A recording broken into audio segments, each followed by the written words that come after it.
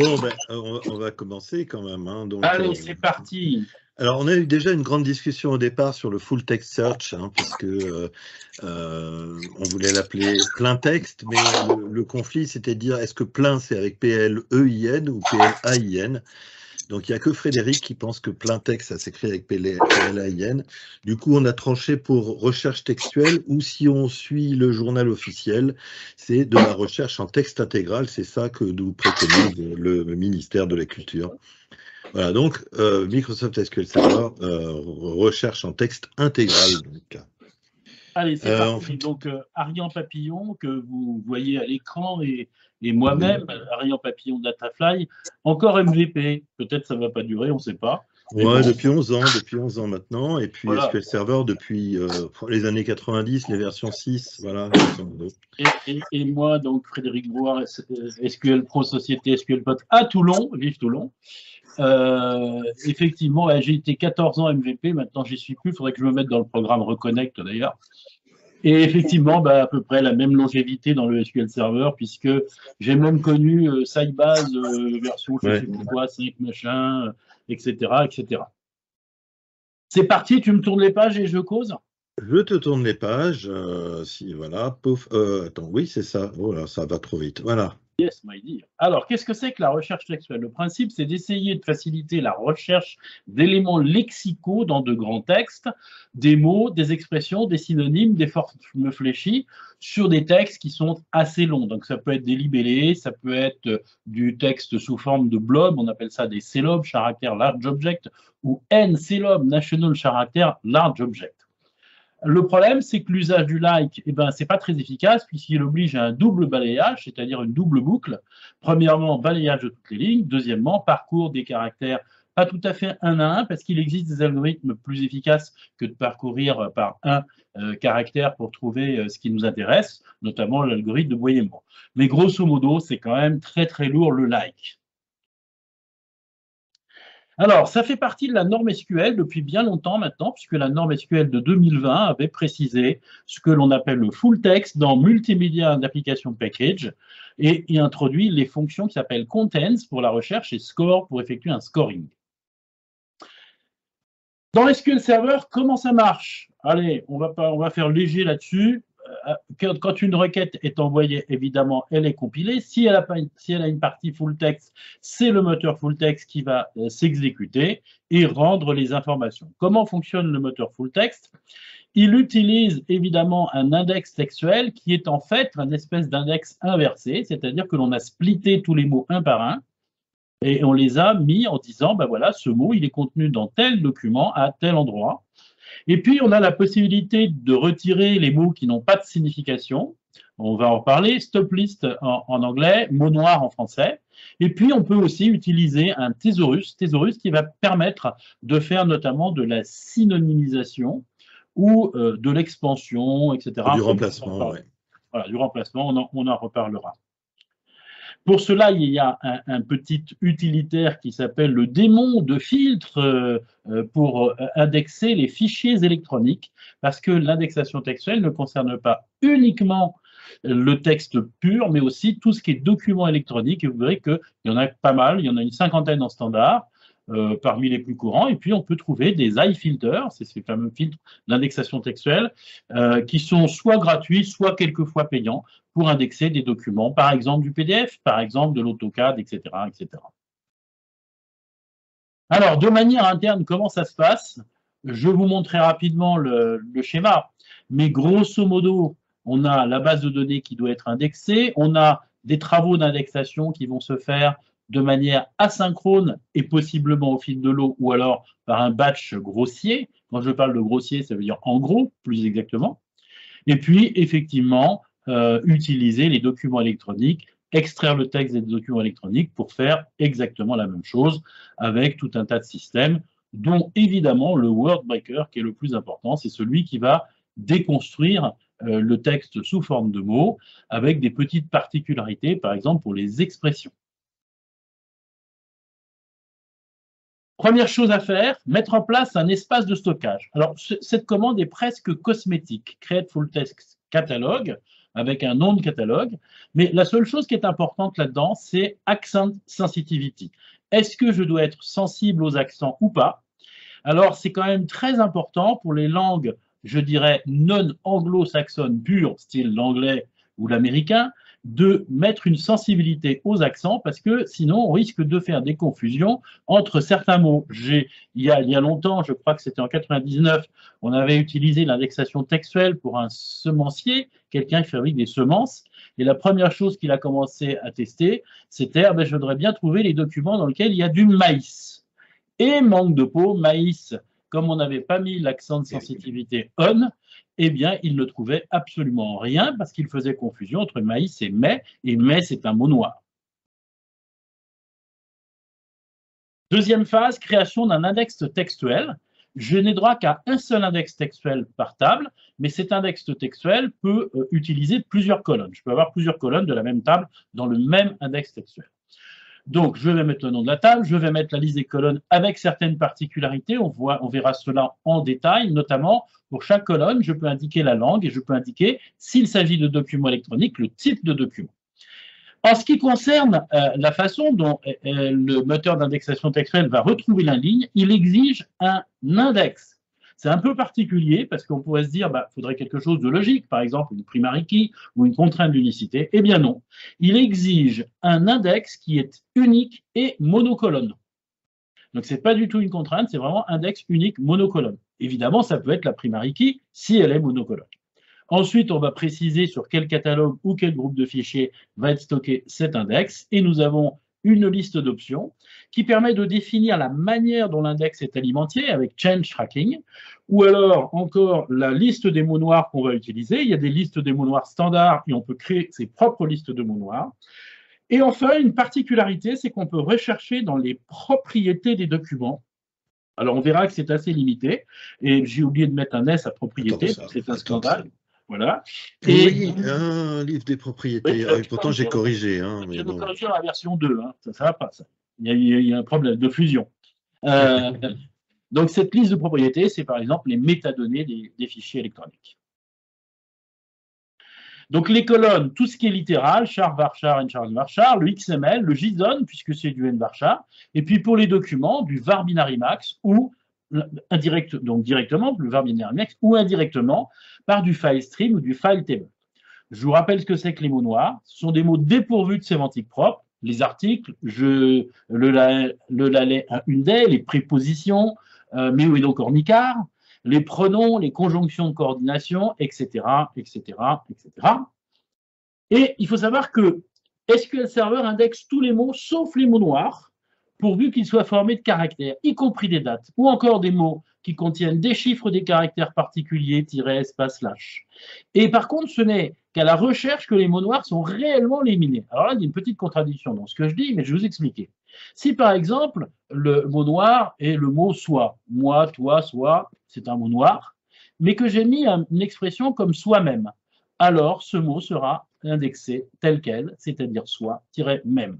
Donc, c'est cette particularité qui fait que de temps en temps, l'élimination des mots noirs va être faite non pas, je dirais, directement dans le document en partie, pas pour tous les éléments, mais au niveau de la recherche. Quand vous allez écrire quelque chose pour votre recherche, il va dire, mais il y a des mots noirs, je les élimine. Il y aura d'ailleurs un message qui sera envoyé. D'ailleurs, ça, tu l'as déjà dit, le change tracking, on en a parlé. Alors, je l'ai parlé vaguement, mais plusieurs possibilités automatiques, donc traitement au fil de l'eau, manuel, ce sera moi qui dois reconstruire l'index, et puis une particularité off ou off no population pour désactiver la journalisation. En fait, quand vous le mettez en manuel, il maintient quand même un journal de ce qu'il va falloir indexer pour ne pas repartir from scratch. Alors, on n'est pas non plus rentré dans les détails. Il y a possibilité aussi de faire de la population incrémentale à condition qu'on ait une colonne timestamp dans la table, etc. Oui. Donc, il y a d'autres possibilités aussi. Tout à fait. Alors, l'alimentation de l'index, il est toujours asynchrone, et ceci pour des raisons de performance. Il faut envisager quand même que si vous mettez un texte de 2 milliards de caractères, une alimentation synchrone de l'index textuel pourrait prendre quand même quelques minutes, voire plus. Donc, ce serait tout à fait catastrophique. C'est pour ça qu'on n'a pas d'index textuel synchrone. Les mots noirs, je précise, soit la liste des mots noirs par défaut, la liste des mots noirs système, soit créer toute pièce, et ça c'est assez facile à faire, soit aucune. Vous pouvez dire je ne veux pas de liste de mots noirs. 4 fonctions de recherche. Contains et freetext sont des fonctions scalaires. Contains permet de recherche très précise avec un certain nombre d'éléments dont on va parler juste après. Freetext, ce sont des recherches vagues. Vous mettez un texte un peu à la Google et vous laissez faire le Google SQL Server. Et Contentstable et freetextable sont des déclinaisons qui permettent des recherches précises pondérées ou des recherches vagues pondérées. Alors, soit directement pondérées, soit pondérées avec contre-pondération, c'est-à-dire que vous allez dire vous-même, pour ce type de recherche, je veux un poids de temps, etc. Et il va combiner cette pondération avec les pondérations que lui, il a trouvées dans les dictionnaires, dans son index.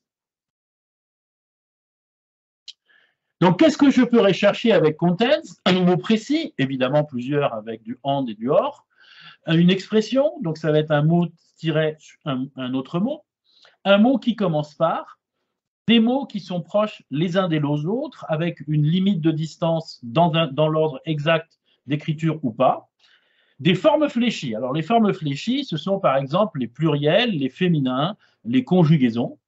Et puis, par l'intermédiaire du thésaurus, qui est un document XML que vous allez trouver dans l'architecture de SQL Server et pour lequel il va falloir en créer un par langue, les synonymes, les acronymes, etc. Donc, vous pouvez utiliser, bien entendu, les connecteurs logiques AND, OR et NOT. Il y a certaines limitations, mais ça n'est pas très compliqué à utiliser. Alors, juste, je me permets, c'est clair dans ce que tu viens de dire, mais je souligne un truc qu'on ne peut pas chercher à l'intérieur des mots. Voilà, c'est ce que j'allais dire. Oui. Je l'évoque justement tout à fait à la fin, c'est les manques et les problèmes qu'on peut rencontrer. Donc, ne vous inquiétez pas, on regardera quelles sont les limites du système. Après toutes les démos, ça sera beaucoup plus clair. Et Clément demande, parlerons-nous des nouvelles fonctions FTS de 2022? Je ne suis pas sûr. Alors non, on n'a pas prévu ça. Ok.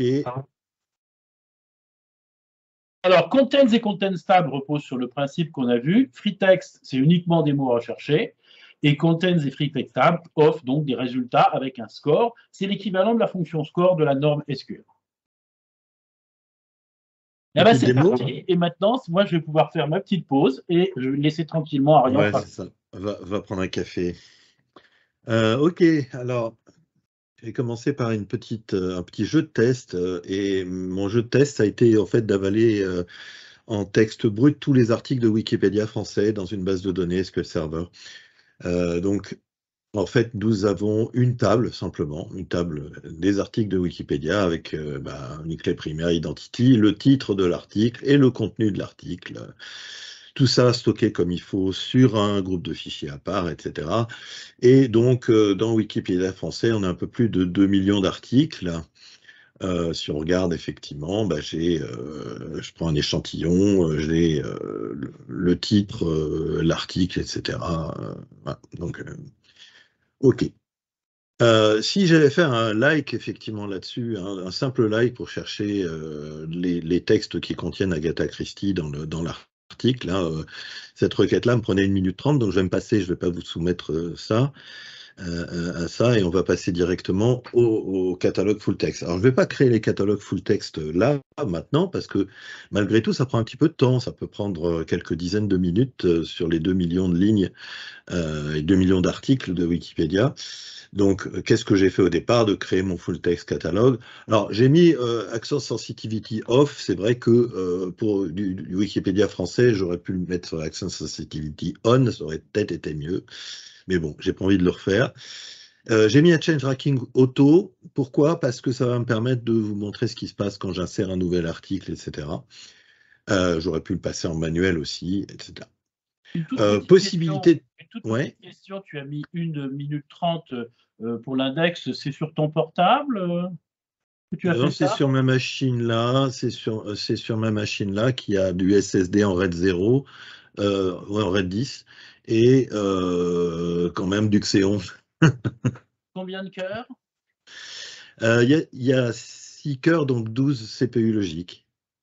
Oui, mais tu l'avais limité à 4 cœurs parce que tu as pris la Non, valeur. non, là, le select to like, je ne limite pas à 4 cœurs. Alors ça va. Donc 1 minute 30, c'est pas mal quand même. J'ai une machine rapide, hein, j'ai une machine rapide, ouais. Pour faire un like, ouais. Bon, maintenant, c'est pas génial si je dois faire des recherches systématiquement 1 minute 30 à chaque fois, quoi. Pourquoi? Parce que ça fait un scan de table, tout simplement, hein.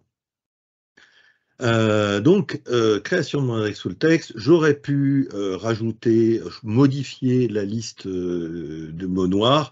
Là, j'ai choisi d'utiliser la liste système, celle qui est livrée avec, mais j'aurais pu créer ma propre liste, ajouter mes propres mots noirs, voire créer une stop list à partir d'une liste existante si j'en ai déjà créé une ailleurs. Ou à partir de la base système et rajouter mes propres mots, etc. Donc j'ai beaucoup de souplesse sur la gestion des mots noirs. Un tout petit point sur la liste des mots noirs, je vais vous donner un petit secret. Surtout, faites attention, ne prenez pas la liste de mots noirs de SQL Server pour d'autres applications. Vous verrez que dans cette liste, il existe des mots assez particuliers comme jarnicoton. Ce sont des mots particuliers qui sont faits pour qu'on puisse tracer que vous avez utilisé cette liste dans d'autres systèmes. Mais je croyais que tu étais parti prendre un café, Frédéric. Ah ben c'est parfait. Ok, alors voilà, donc mon catalogue, bon, j'ai bien sûr des fonctions full text catalog property qui vont me permettre de connaître sa taille, son statut, etc. Donc là, il est déjà peuplé, donc il n'y a plus rien à faire de ce côté-là. Et juste pour information, de voir un petit peu comparer la taille de ma table, qui contient juste le titre et l'article, hein, grosso modo, avec la taille de l'index full text. J'ai une table qui fait 9 gigas et j'ai un index qui en fait plus de la moitié. Donc mon index full text tient quand même pas mal de place. Alors, il faut dire une chose, c'est que la taille de l'index full text n'est pas proportionnelle réellement aux données. Il est proportionnel au nombre de mots. Au nombre de mots qu'on indexe, absolument. Voilà, distinct. Parce qu'un même mot peut être utilisé dans une cinquantaine de documents. Donc, fonction pour surveiller la population de l'index. Bon, là, il est déjà peuplé. Donc, comme il est en plus en auto, on le voit ici. On voit aussi, alors il est en statut starting, en fait, il attend d'avoir quelque chose à faire, en fait. Et puis, on va pouvoir faire quelques requêtes sur notre base de données, donc utiliser nos différents prédicats de requêtes. Je peux éventuellement afficher mes statistiques de temps, mais bon, vous allez voir que par rapport à mes 1 minute 30 pour chercher un mot dans l'ensemble de mes articles, ici, je vais utiliser la fonction contain, chercher un mot qui est anticonstitutionnellement, tant qu'à faire, j'ai pris le plus long, et j'utilise ici toutes les colonnes que j'ai indexées, hein. Au passage, j'ai indexé le titre et le contenu de l'article, donc mes 2 colonnes. Donc là, je cherche ce mot dans l'ensemble de mes 2 colonnes. Et en termes d'instantanéité, c'est absolument immédiat. J'ai 17 lignes qui répondent à anticonstitutionnellement, et donc si on cherche un peu dans les articles, effectivement, je vais pas forcément afficher tout le texte, mais on va pouvoir trouver le mot-clé. Alors, je peux chercher bien sûr le début d'un mot. Là, j'avais 17 lignes avec anticonstitutionnellement. J'en ai forcément plus avec anticonstitutionnel étoile. Donc, le début de mot, j'ai 440 lignes. Et vous voyez que c'est extrêmement performant. Je peux chercher les expressions. Par exemple, on va chercher dans les romans policiers, on va chercher tout ce qui contient dans le titre. Là, ici, j'ai choisi juste d'interroger dans le titre tout ce qui contient Agatha Christie. Et donc, forcément, vous voyez qu'ici, je trouve quand même 32 résultats qui référencent Agatha Christie. Et puis, plusieurs expressions, pourquoi pas, puisqu'on est dans les romans policiers, de chercher aussi bien dans le titre et l'article, au lieu d'étoiles, j'ai mis les 2 colonnes ici, entre parenthèses, de chercher Hercule Poirot et le crime de l'Orient Express. Et bien entendu, je vais trouver ça dans pas mal de choses, en fait, dans quand même 56 articles de Wikipédia, on va trouver effectivement ces 2 expressions.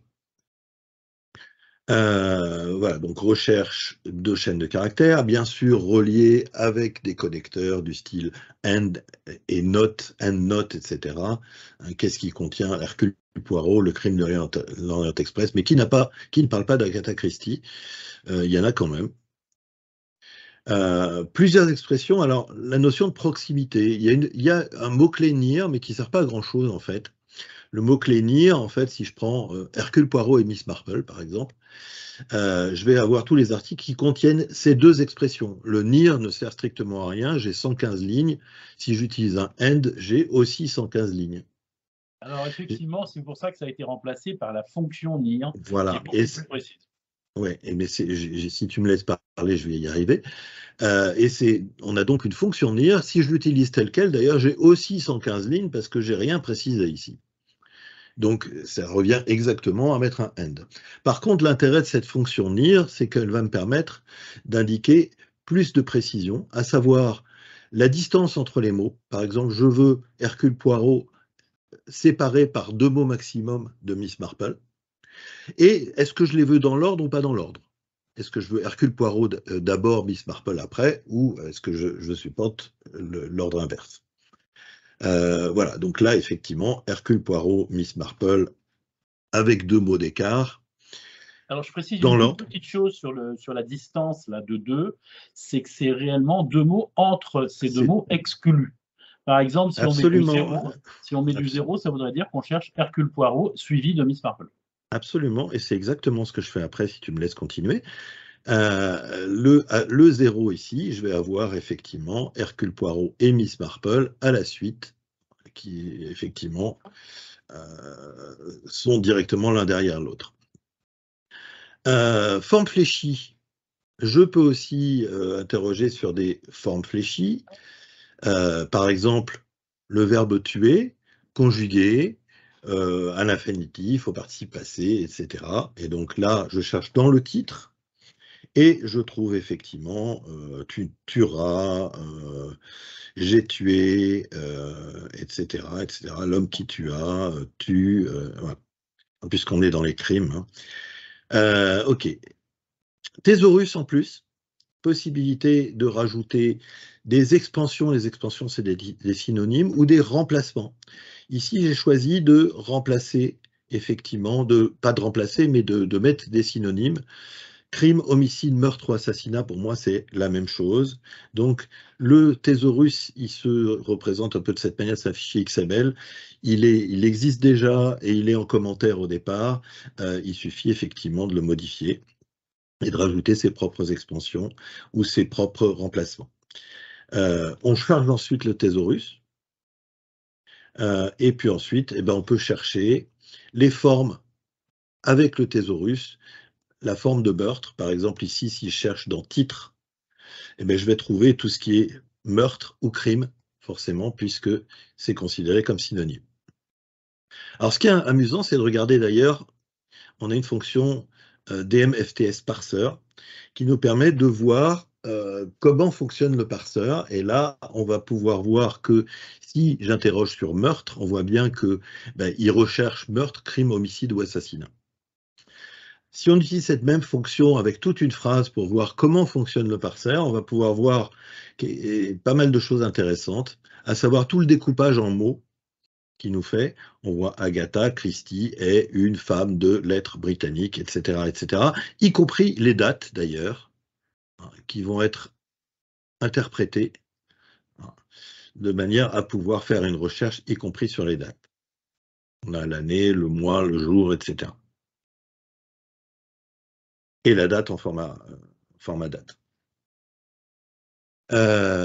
Free text, au-delà du contexte, le free text c'est un petit peu différent parce que lui, il va faire une recherche générale, il va chercher tous les mots qui sont dans l'expression, y compris la forme fléchie, et y compris en utilisant le thésaurus, sans préciser rien de plus.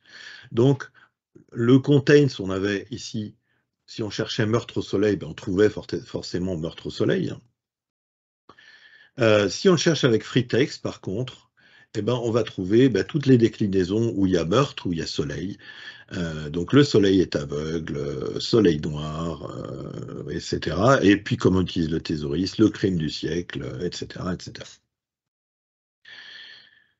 Contains table va nous rajouter une information qui est le rank. On va pouvoir ranker effectivement et savoir lesquels sont les plus pertinents en termes de recherche. Et donc, par exemple, ici, je recherche tout ce qui correspond à meurtre, et Hercule Poirot, et roman policier, et Agatha Christie. Voilà, et là j'ai un rank. Alors, ici j'ai juste la clé, comme c'est une fonction table, elle me renvoie juste la clé et le rang. Bien sûr, je vais faire une jointure avec. Je vais trier par rank pour voir quels sont mes résultats les plus pertinents. Et donc, qu'est-ce qu'on trouve de plus pertinent sur cette recherche-là? Ben, le meurtre de Roger Ackroyd, le roman d'Agatha Christie, qui vient nettement en tête de liste. OK, avec possibilité aussi de rajouter le nombre maximum de valeurs que je veux. Enfin, j'aurais pu faire un top 10 aussi, mais voilà. Possibilité en plus de donner du poids au mot, à savoir de dire bah, je donne une importance différente à chaque mot. Et donc, pour chaque mot, je vais pouvoir donner un poids. Et donc, ma recherche va forcément nous changer les rangs en fonction de ça. Vous voyez que ce qui remonte ici en tête de liste, j'ai mis Agatha Christie avec le poids le plus élevé, ben, ça va être les petits meurtres d'Agatha Christie qui me sort le rang le plus élevé. Même chose avec le free text. Le free text table, fonction table aussi, qui va me renvoyer aussi, mais avec le fonctionnement du free text, à savoir l'utilisation de tous les mots, les formes fléchies et le thésaurus en même temps. Donc, même principe, exactement avec le free text. Voilà. OK. Je te rends la main juste un petit peu pour un slide, Frédéric. Tu es encore là, tu n'es pas parti au café. Non, c'est déjà fait le café. Et puis à cette heure-là, je ne prends plus de café. Alors, la recherche textuelle pour les documents électroniques, donc par l'intermédiaire de colonnes de type var binary max, je l'avais dit directement. Donc, vous avez mis du binaire dans une colonne de table, ou alors indirectement par FileStream ou FileTable. Donc, ça nécessite l'utilisation d'iFilter. Ce sont des DLL qui extraient le texte des documents et certaines propriétés, les métatags, mais pas tous. Une cinquantaine en standard, on peut les voir. Ariane va vous montrer la liste des formats. Il y a tous les formats libres classiques, plus les formats MS Office, et on peut en acheter. Pour voir les propriétés des documents, c'est pas très simple. Il faut utiliser soit la documentation Microsoft de base, mais il n'y a grosso modo que 4 propriétés qui sont directement documentées. Sinon, par l'intermédiaire de fieldom.exe, qui est un exécutable qui nécessite tout un tas d'installations.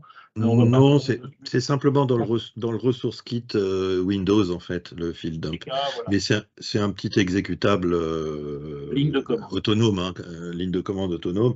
Et en fait, il nous permet de parser le contenu du document pour afficher les différentes propriétés avec, en fait, leur global identifier et leur ID de propriété, ce qui va nous permettre de les indexer derrière.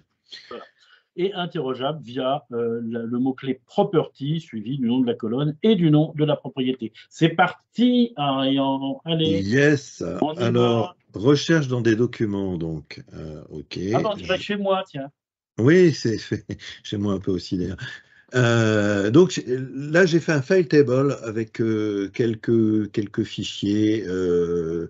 Alors, avant de commencer tout ça, il a fallu que j'installe un e-filter ou iFilter, je ne sais pas si on dit e-filter ou iFilter. Et donc pour ça, déjà à la base, j'ai déjà une série effectivement de e-filters qui existent sur le système. On voit bien que effectivement, selon les types d'extensions. Alors, au niveau des propriétés, on le verra, mais toutes les extensions de fichiers ne ramènent pas les propriétés de documents. On s'était posé par exemple la question sur les MP3.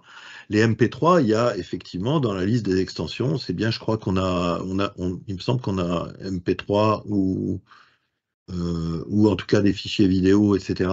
Mais derrière, on récupère que le nom de fichier, on ne récupère pas de propriété. Donc il faut un e-filter spécifique, pareil pour le PDF, et donc là j'ai installé le e-filter d'Adobe. J'ai essayé la version 11, ça ne fonctionnait pas correctement, j'ai fini par la version 9. Enfin, bon.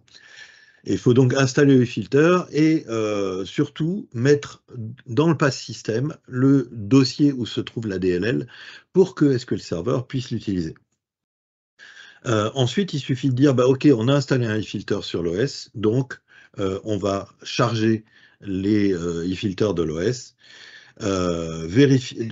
désactiver la vérification de signature, Et puis ensuite, effectivement, on va voir que pour les PDF et d'ailleurs les docx, parce que c'était pas installé d'office dans SQL Server, on a maintenant un e-filter, et donc le PDF, on voit le chemin du e-filter PDF qui est ici. Au passage, redémarrer tous les FD-host, je dirais même après l'installation du e-filter, en général, il faut carrément redémarrer la machine pour qu'effectivement tout soit correctement pris en compte. C'est ce que j'allais dire, souvent il faut redémarrer la machine. Ouais, là j'ai dû redémarrer la machine pour que ça marche. Création d'une base de données, donc là c'est du file table, donc quelque part j'ai simplement ici un file group pour mon file table. Et j'autorise bien sûr le non-transact access pour pouvoir accéder à ma file table, et j'ai créé une petite table. Alors juste une petite chose, Arian, oui. Pour les gens qui ne connaissent pas le file table, c'est une table technique qui représente un point d'entrée à l'intérieur du file system de Windows, qui permet de voir comme si on était dans le file system, mais à travers des commandes SQL effectuées sur la table qui représente ce point d'entrée. Voilà, et donc ce point d'entrée, effectivement, on y accède simplement par le partage du file table. Et en fait, on accède directement au dossier. Et dans ce dossier, ben, j'ai mis quelques bouquins. Hein, j'ai mis quelques romans policiers, Arsène Lupin, Le chien des Baskerville, 20 milieux sous les mers, etc. Qui sont des romans en PDF. Que des trucs de vieux, d'ailleurs. Que des trucs de vieux, mais ils sont libres de droit, donc on peut les utiliser. Voilà, et donc à partir de là, j'ai créé mon catalogue full text dans ma base de données, j'ai créé mon index full text, et pour mon index full text, il faut que j'ai une contrainte d'unicité. Alors cette contrainte d'unicité, il a fallu quand même que je la déclare au moment de ma création de table, que je lui donne un nom. Donc j'avais deux solutions, soit d'utiliser le file table primary key constraint name, et à ce moment-là, il va utiliser le hierarchy ID du file table, soit le file table stream ID unique constraint name, et à ce moment-là, il lui donnait un nom, et à ce moment-là, il utilise le stream ID. Mais il faut une des contraintes pour qu'on puisse baser un index full text dessus. Une toute petite chose qui est importante dans l'index, si tu peux remonter, voilà, si tu peux le voir, c'est la colonne file type. Pardon, descends, excuse-moi. Oui, alors oui, important sur la création de la table, c'est ça, que effectivement, il faut une colonne qui indique. Alors c'est dans la création de l'index. Hein, que j'indique où se trouve le type de fichier, c'est ça? C'est ça que tu veux dire? Oui, oui, tout à fait. Ok. Ok, voilà, donc mon index, effectivement, je l'ai peuplé, etc. Et donc on peut chercher par exemple avec le contains directement dans les documents, là, d'une manière complètement transparente. Alors, qu'est-ce qui me manque là-dessus? On verra un petit peu après. Ce qui est dommage, effectivement, bon, c'est bien, j'ai le partage, je peux aller ouvrir le document, il n'y a pas de problème, c'est le bon. Par contre, j'ai absolument pas d'indication sur quelle page de mon PDF ça se trouve. Et ça, c'est un peu une limite du full text. On verra qu'il y a des moyens d'avoir un peu plus d'informations, mais bon. Je peux chercher Arsène et Lupin, bien entendu, et là je vais tomber sur les bouquins de Maurice Leblanc. Et je peux chercher Holmes et Watson, bien entendu, je vais tomber sur les bouquins de Sherlock Holmes. Soubarin et Narval, d'ailleurs, ça marche aussi pour trouver 20 milieux sous les mers, sans problème. Ok, je peux aussi aller chercher quels sont les mots indexés. Et donc là, avoir la liste de tous les mots qui sont indexés, avec la vue DMFTS Index Keywords. Je peux aller chercher, par exemple, tous les mots qui contiennent tous les documents qui contiennent un mot-clé. Voilà, et derrière, de regarder par document le nombre d'occurrences, en fait, de ce mot-clé. Donc on voit qu'ici, j'ai un nombre d'occurrences et un document ID ici qui m'indique quel est le document. Alors ce document ID, il est interne à l'index full text, donc c'est pas très pratique pour savoir de quel document il s'agit. Hein, donc je vois qu'ici, effectivement, j'ai 139 fois le mot homme dans le document 20007, c'est pas terrible. Donc je vais être obligé de faire un mappage entre ce document ID et le stream ID, qui est la clé qui va me permettre de localiser quel est le bouquin. Et donc pour ça, j'ai une fonction, le SP full text key mappings, qui va me permettre, je vais mettre ça dans une table, et qui va me permettre de mapper et d'obtenir pour chaque doc ID la clé du document, hein, qui est le stream ID, autrement dit son index unique en même temps. Je fais une parenthèse. Clément pose une question, est-ce qu'il est possible de savoir quelle est la position dans le document ou le nombre de la page ou le millième. Alors, la position dans le document, oui. La page, par contre, c'est pas possible. On va le voir ça, effectivement. On verra pourquoi. Voilà, donc, du coup, avec cette table de mappage qui me permet de mapper le document ID sur sa clé, je vais pouvoir effectivement localiser, vous voyez que j'ai 139 occurrences du mot homme dans 20 milieux sous les mers et 132 dans le chien des Baskerville. Position d'un mot dans le document, justement, ça répond à la question. J'ai un DMFTS index keyword position by document. Alors là, je vais chercher le terme Watson, par exemple. Hein, et là, je vais pouvoir effectivement connaître la position d'un mot dans le document. Hein, je vois que ici, dans le document, dans ce document, la marque des 4, il est en position 661, 7244, 12134, etc., etc. Ça ne me donne absolument pas la page. En gros, en plus, dans un PDF, c'est pas forcément facile de trouver la position 661, à moins de faire une recherche, quoi. Donc, c'est un peu le manque de cette recherche. On va voir qu'effectivement, après, il y a éventuellement d'autres solutions pour aller chercher dans le document, mais ensuite, recherche dans les propriétés de documents. Je peux créer une liste de propriétés, ça je l'ai déjà fait, donc je ne vais pas le refaire. Et cette liste de propriétés, il faut que je l'alimente avec les différentes propriétés en fonction du type de document. Donc par exemple, ici, j'ai la propriété titre. Chaque propriété, elle a un GUID et elle a un ID de propriété. Donc pour le GUID en question ici, j'ai deux propriétés qui existent dans les PDF qui sont le titre du document et l'auteur. Alors selon chaque e-filter, on peut avoir plus ou moins de propriétés indexables. Hein. Dans les PDF, il n'y a pas énormément de choses. Il y a 3 ou 4 propriétés, pas plus, mais quand on examine un PDF. Une toute petite chose sur les propriétés. Derrière le add, le nom, c'est ce que vous voulez. Vous pouvez mettre titre, title, etc. Par contre, les 3 autres paramètres, property set ID, property int ID, property description, c'est obligatoirement ce qui a été mis dans le système. Le property description. Pas la description. Pas la description. Le GUID et l'ID, c'est vraiment ce qui sort du field dump. Hein, donc, alors que le titre, ça c'est pour moi, et la description, c'est pour moi aussi. Et si on n'a pas le GUID, on a beaucoup de méta-tags qui n'ont pas de GUID, donc on ne peut pas les utiliser dans cette recherche. Il faut que le e-filter soit capable d'aller chercher les propriétés. Hein, et donc, parfois, il est limité dans la liste de ses propriétés. Du coup, ensuite, il suffit d'aller rajouter à mon index la liste de propriétés. Hein, donc, je ne vais pas le faire puisque ça a déjà été fait aussi. Et puis, de pouvoir aller rechercher les mots indexés dans les propriétés, hein, avec un DMFTS index keyword by property. Voilà, donc là, je vais retrouver tous les mots dans le titre et dans l'auteur, puisque c'est les deux propriétés que j'ai inscrites. Et puis, du coup, pouvoir rechercher avec la fonction property. Je vais rechercher dans le titre les mots, par exemple, Lupin et cambrioleur. Donc, forcément, qu'est-ce que je trouve? Arsène Lupin, gentleman cambrioleur dans le titre. Alors, là, il y a quand même un petit manque, c'est que c'est bien, j'ai le nom du fichier. Sauf que la propriété, je ne suis pas capable de l'afficher.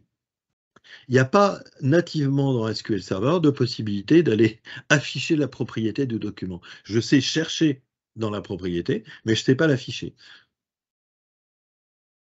Ok, pareil, dans l'auteur, je cherche Jules Verne, donc forcément, je vais trouver sur les bouquins de Jules Verne, etc. Alors, je disais, c'est pas possible d'afficher les propriétés. Il faut éventuellement se pencher vers des outils tiers. Il y a deux fonctionnalités qui manquent. Déjà l'affichage des propriétés et aussi de pouvoir aller chercher dans quelle phrase ou dans quelle partie du texte ça se situe. C'est d'aller faire du highlighting, un peu comme on fait dans Google, de sortir juste le morceau du texte qui contient le mot-clé qu'on recherche. Donc c'est pas pris en charge par SQL Server. Il y a éventuellement un petit add-in qui existe, qui est payant, hein, qui n'est pas donné, hein, mais qui fait ce genre de choses. Alors par contre, j'ai pas réussi à le faire marcher avec du file table. Donc j'ai la même base ailleurs, mais avec du Varchar Max. Et on peut voir un petit peu ce que ça nous donne avec cet outil-là en version Deval. Hein. J'ai quelques fonctions qui existent. D'aller faire du highlight, d'aller chercher un fragment de document qui contient le mot-clé qu'on recherche, et plus une fonction highlight X qui permet d'aller m'afficher les propriétés dans du XML. Voire une fonction aussi table qui est le document properties qui va me permettre d'afficher les propriétés d'un document. Donc c'est plutôt intéressant parce que c'est vraiment quelque chose qui manque au full text. Donc tu veux dire que tu vas afficher le contexte autour du mot, c'est ça? Ben, le contexte autour du mot, tu vois, ici par exemple, je cherche le mot Beaumagnan, et ben il est quelque part dans mon document. Et en fait, ici, tu vois, il est capable de me sortir, alors il me le sort en HTML comme ça, de me sortir comme on ferait une recherche dans Google en mettant en gras le mot-clé qu'on cherche. Okay.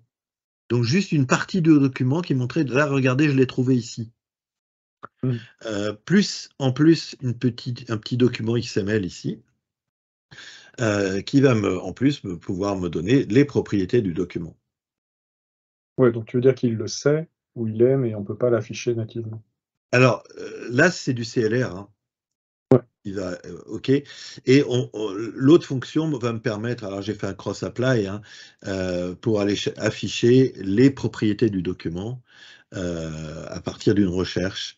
Donc effectivement, ici, ben, on récupère les deux propriétés, titre et auteur. Chose que SQL Server ne sait pas faire de lui-même sans une fonction DLL en plus. Quoi. Une fonction CLR. Voilà sur la partie recherche dans les documents. Je te rends la main. Alors que voilà. Alors la dernière partie, c'est la recherche sémantique. Donc ça porte sur la signification, ce qui a du sens et non plus les mots. C'est basé sur des statistiques d'apparition des mots. En fait, Microsoft a recensé un très grand nombre de textes de tout type, c'est pas que de l'Internet, hein, en les analysant et en analysant la fréquence d'apparition des mots. Et ils ont créé une base de données qui s'appelle SemanticDB, une par langue. Grâce à ça, on est capable de voir si tel ou tel mot est fréquent ou peu fréquent. Et évidemment, plus un mot est peu fréquent, plus il a une valeur sémantique importante. Un mot très fréquent a une valeur sémantique très faible. Grâce à ça, on peut faire des recherches qui sont beaucoup plus ciblées, et donc, ça devient intéressant. Mais il y a aussi des limitations et des possibilités de contournement.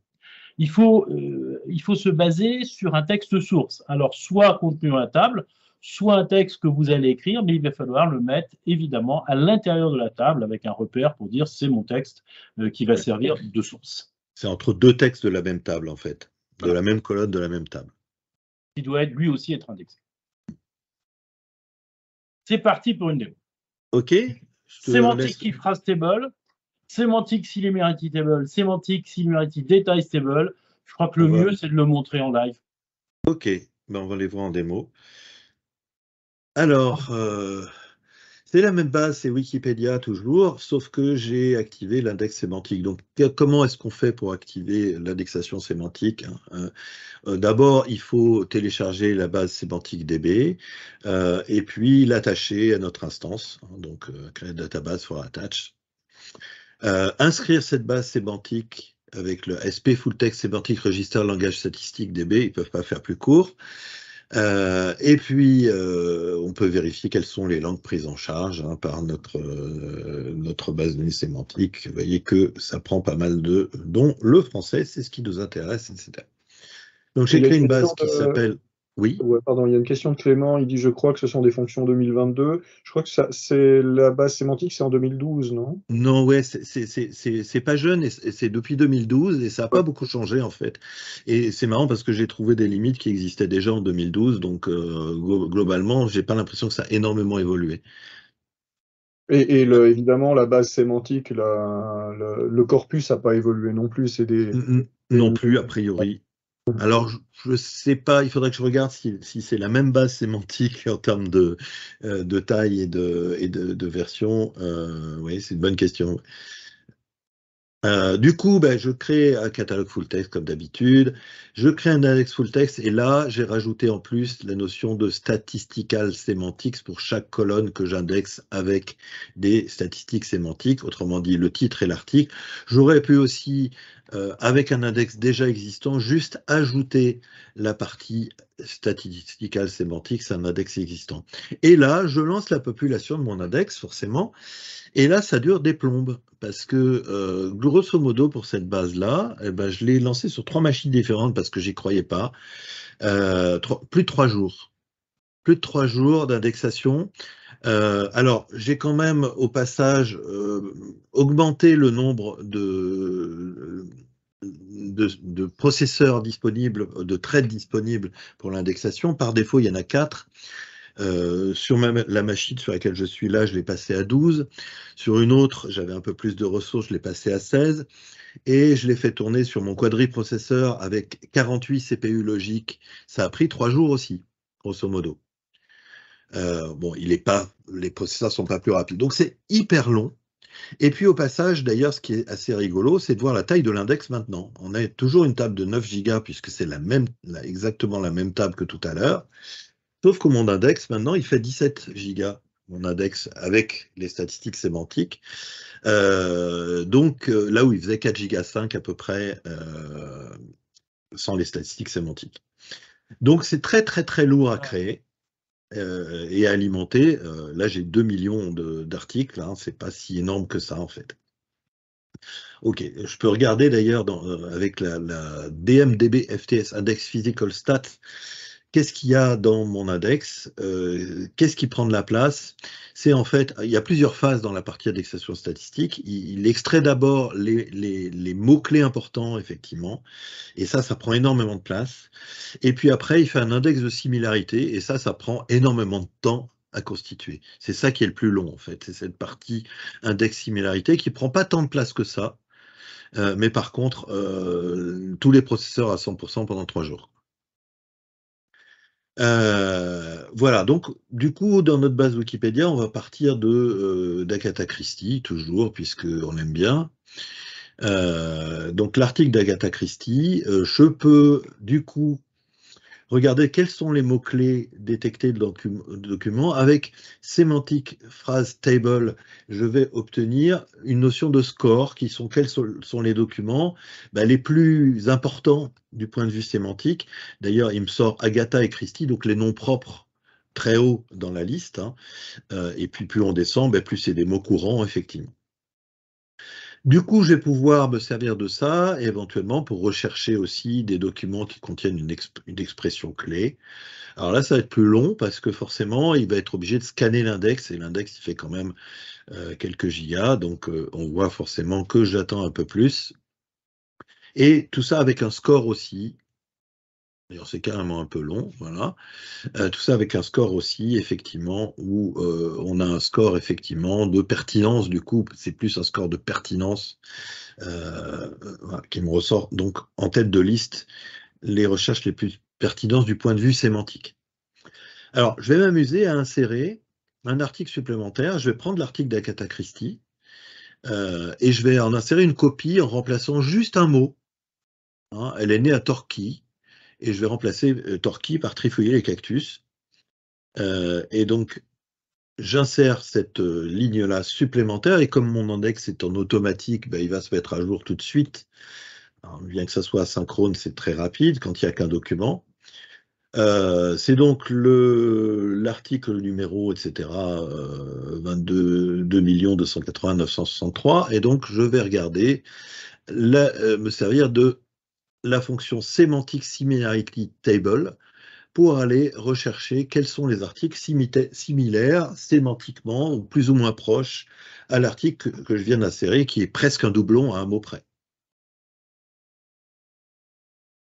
Voilà. Et là, qu'est-ce que je trouve? Ben forcément, si je compare celui qui vient en tête de liste, c'est celui dont j'ai fait la copie, qui est l'article sur Agatha Christie, hein, qui sort vraiment en tête de liste avec un score à 0,98, le plus haut score étant de 1, qui serait le document identique. Effectivement, là j'ai un document qui est très très proche en similarité. Alors, ce qui est marrant, c'est qu'il aurait suffi que je change le nom d'Agatha Christie par un autre nom propre pour que du coup ça descende mais furieusement dans la liste. Parce que ce qui est vraiment discriminant du point de vue sémantique, ben, c'est les noms rares et les noms propres en particulier.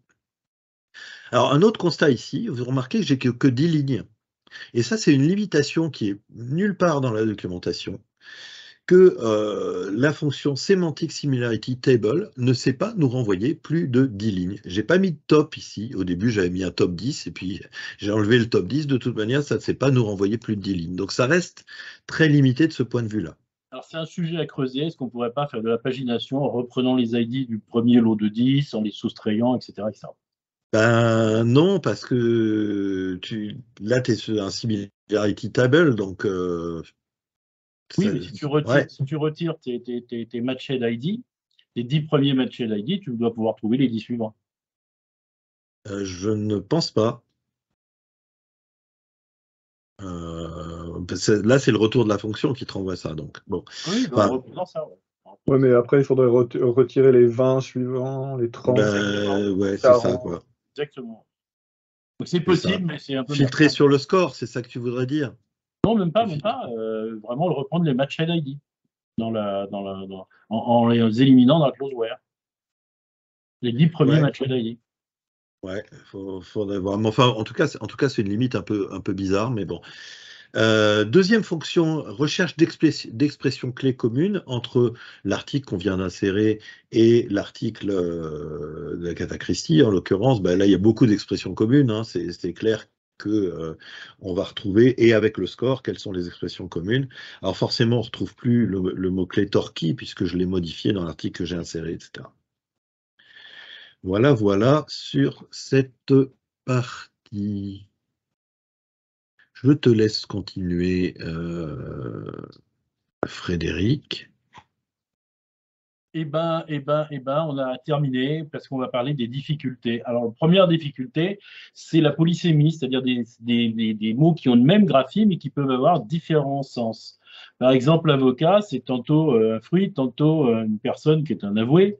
Glace, c'est pareil, ça peut être quelque chose de rafraîchissant pour se boire dedans, etc. Ou alors, il y a même des mots qui ont des contraires.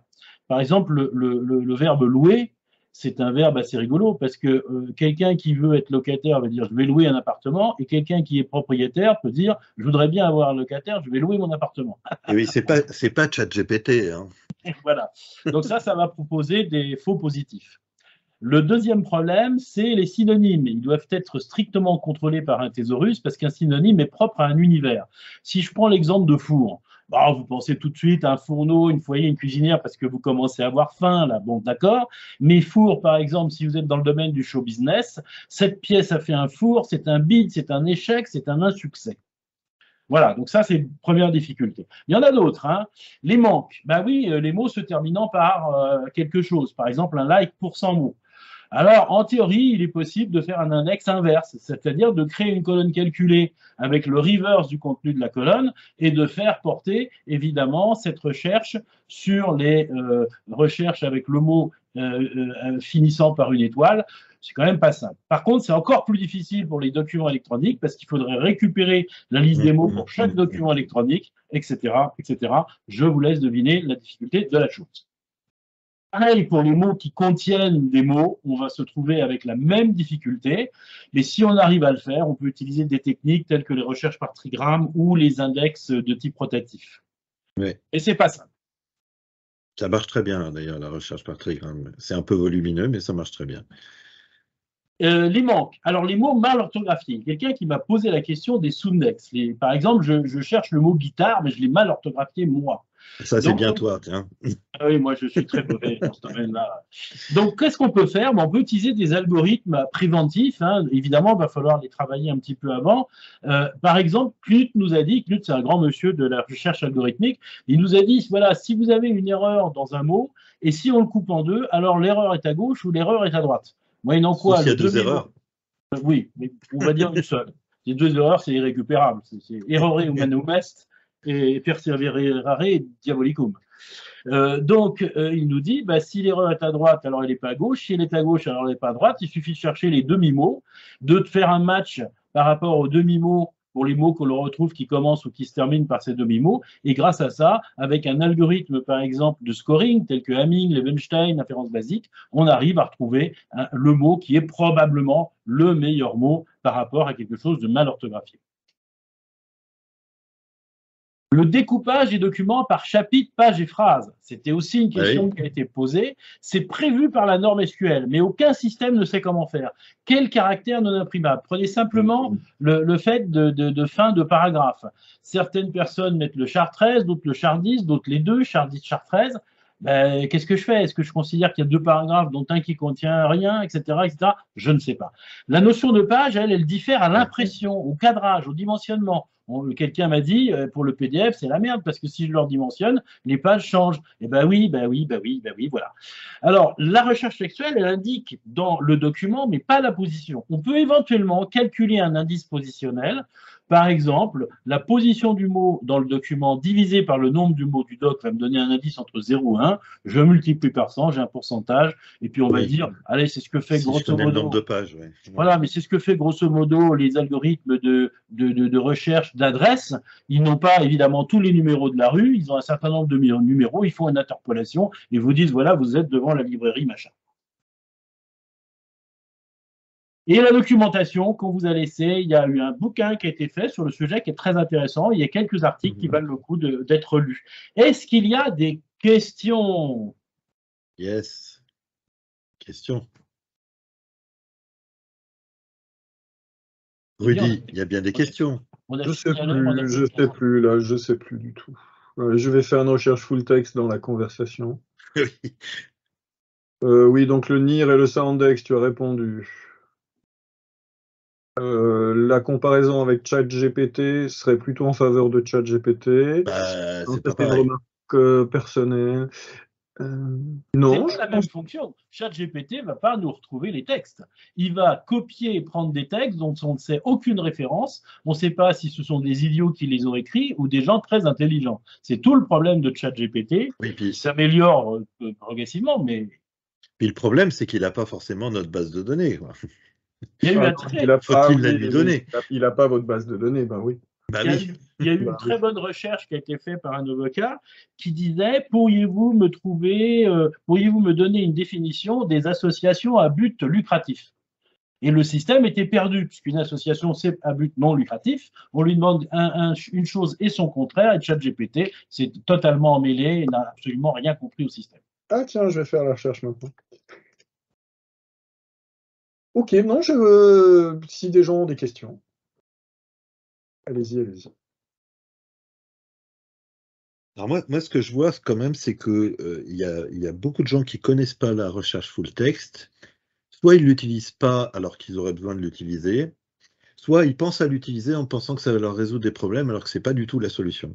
Alors moi, juste une remarque, tous les quelques clients avec qui j'aurais potentiellement pu utiliser FTS, on est basculé sur Elasticsearch, autre chose, à cause des limitations en question. Alors, quelles limitations? La recherche à l'intérieur du mot, à la fin du mot notamment. Ah oui, d'accord. C'est le plus important pour nous.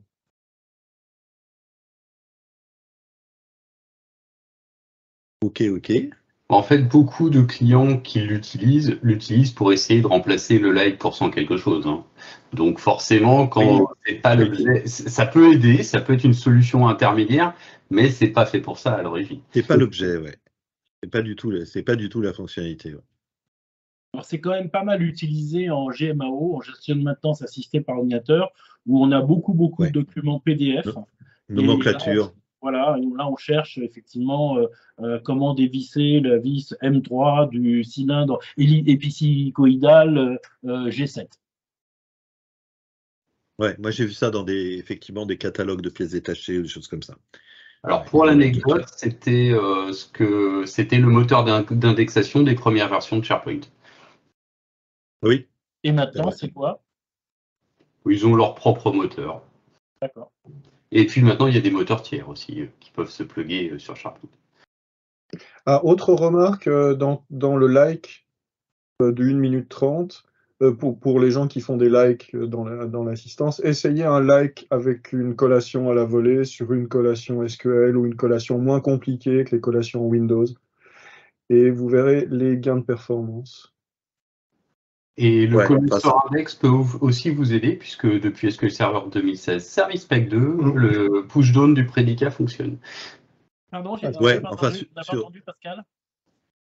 Quand on fait un like %, mon mot %, par exemple, depuis SQL Server 2016 Service Pack 2, le pushdown du prédicat dans les Column Store Index fonctionne. D'accord. Alors, c'est pas aussi rapide qu'un SIC, mais c'est beaucoup plus rapide qu'un scan. Ouais, par contre, effectivement, que si j'ai tout Wikipédia à mettre en column store, je sais pas si c'est. Voilà. T'es pas orienté. Avec SQL Server 2022 et du sorted Column Store Index, on doit pouvoir s'en sortir sans avoir des teradrames. Oui, je pense que ça doit compresser pas mal. Alors oui, surtout du texte, ça compresse bien. En plus, avec les ordres, enfin le sorted Column Store Index, donc une nouveauté de 2012, on va faire un tri avant de compresser. On fait du row group elimination, donc on va charger en mémoire que les segments de données qui nous intéressent. Alors sur du like, je suis pas sûr que ça aide des tonnes, et on a des optimisations mémoire, donc ça doit pouvoir passer pas mal. Il va les récupérer dans ton recherche, en fait, il va faire une clé de hache. Ouais, sur ton like, alors je sais pas exactement, mais ce qui est, enfin là où on gagne beaucoup, c'est qu'avant, quand on utilisait Column Store avec un like, il faisait le scan avec le Column Store et le filter après. Depuis donc 2016 SP2, il le fait au moment du scan dans l'opération de scan du Column Store.